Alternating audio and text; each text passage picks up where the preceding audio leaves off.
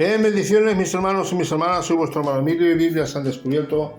Me complace poder compartir con todos vosotros un nuevo audio acerca de las notas de estudio de la Biblia teológico. Y dice así, vamos a estar leyendo el pasaje que se encuentra en el Evangelio de Mateo, capítulo 6, verso del 5 hasta el versículo 15. Amén. Y dice la palabra del Señor de esta manera. Y cuando ores, aquí habla Jesús en primera persona, no seas como los hipócritas, porque ellos aman el orar en pie en las sinagogas y en las esquinas de las calles para ser vistos de los hombres, y de cierto os digo que ya tienen recompensa. Mas tú cuando ores, entra en tu aposento y cerrada la puerta, ora a tu Padre, que está en secreto, y tu Padre que ve en lo secreto te recompensará en público. Y orando no uséis vanas repeticiones como los gentiles que piensan que por su palabrería serán oídos. No os hagáis pues semejantes a ellos, porque vuestro Padre sabe de qué tenéis necesidad antes de que vosotros le pidáis. Vosotros pues oraréis así: Padre nuestro que estás en los cielos, santificado sea tu nombre, venga tu reino, hágase tu voluntad como en el cielo así en la tierra, así también en la tierra. El pan nuestro de cada día dánoslo hoy, y perdónanos nuestras deudas, como también nosotros perdonamos a nuestros deudores. No nos metas en tentación, mas líbranos del mal, porque tuyo es el reino y el poder y la gloria por todos los siglos. Amén. Porque si perdonáis a los hombres sus ofensas, os perdonará también a vosotros vuestro Padre Celestial.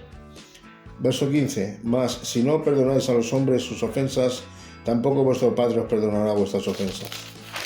Bien, pues leído el pasaje, vamos a estar leyendo seguidamente lo que son la nota de comentario a pie de página. Dice en el capítulo 6, versículo del 5 al 15, es un pequeño resumen conciso. Dice: la oración era un pilar de la piedad judía y era común que se orara en público y en voz alta por la mañana, por la tarde y por la noche. Capítulo 6, versos 5 y 6, orar en pie en las sinagogas. Dice: a la hora estipulada de oración, los judíos devotos dejaban lo que estaban haciendo y oraban, algunos con discreción y otros con pretenciosas demostraciones, pero Jesús no desaprobaba toda clase de oración pública, y él mismo oró frente a multitudes. Su principal interés es la motivación interna.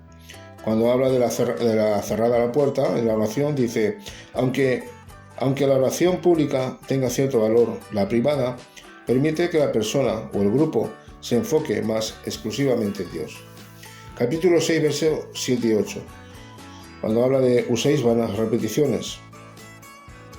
Los paganos repetían una y otra vez los nombres de sus dioses o las mismas palabras en oraciones mecánicas. Jesús no prohíbe la repetición sincera que surge de un corazón suplicante, sino la repetición automática y sin sentido. Capítulo 6, versos del 9 al 13. Jesús le da a sus discípulos un ejemplo de cómo orar. La oración comienza con una invocación e incluye sus 6 peticiones que muestran las prioridades adecuadas. Las primeras 3 peticiones se enfocan en la supremacía de Dios, mientras que las últimas 3 se centran en las necesidades personales dentro del contexto comunitario. Capítulo 6, verso 9, cuando habla de Padre, entre paréntesis en griego pater, que significa Padre, equivaldría a Abba en arameo, el idioma cotidiano que hablaba Jesús. Era la palabra que usaban los niños judíos para nombrar a sus padres terrenales.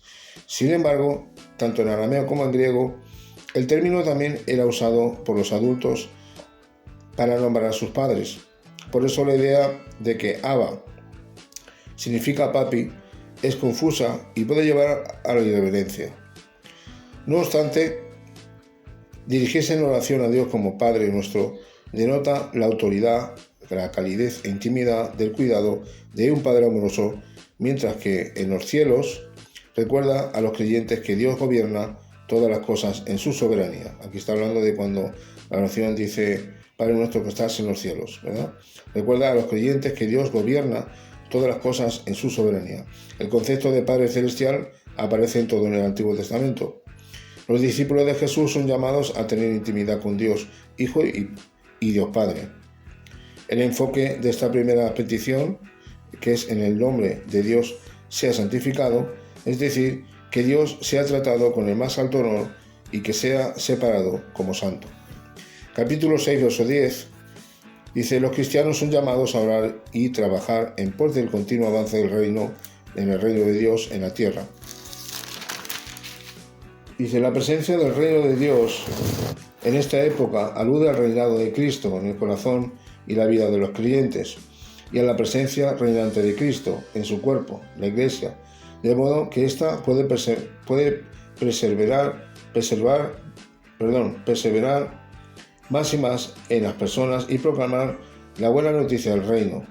La tercera petición habla de la voluntad de Dios, que es su voluntad revelada, o sea, la conducta que le agrada a Él según lo revelado y en las Escrituras.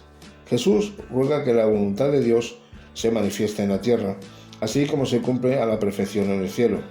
La voluntad de Dios se expresará plenamente solo cuando el reino de Dios llega a su forma final, es decir, cuando Cristo regrese en poder y gran gloria.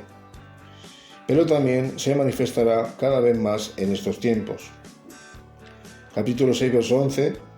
La cuarta petición se centra en el pan de cada día, para los discípulos una necesidad vital que por lógica incluye todas las necesidades físicas diarias del creyente. Capítulo 6, verso 12. Perdónanos nuestras deudas, que es la quinta petición. No significa que todos los creyentes deban solicitar diariamente la justificación, ya que están justificados por siempre desde el primer momento en el que tienen fe salvadora. Más bien, esta es una oración por la restauración de la comunión personal con Dios cuando ésta ha sido afectada por el pecado.